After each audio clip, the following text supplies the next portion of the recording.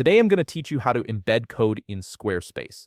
This is an incredibly useful skill that allows you to integrate external content like videos, forms, or custom widgets directly into your website, making your pages more dynamic and interactive.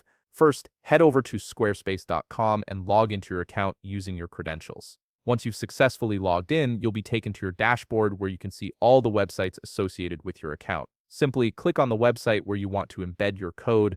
This will open up the specific site you've chosen to work with. Now that you're viewing your selected site, look towards the upper right corner of your screen. Here you'll find the Edit Site button. Click on it and then click the Edit button that appears.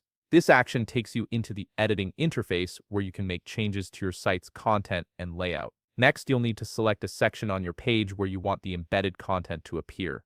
Once you've chosen the right spot, click on Add Block. This opens up a menu showing various types of blocks you can add to your page.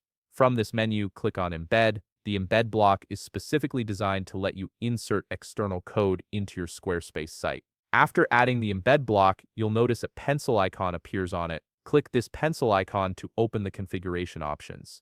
From the options that appear, click on Code Snippet. This is where you'll actually input the code you want to embed.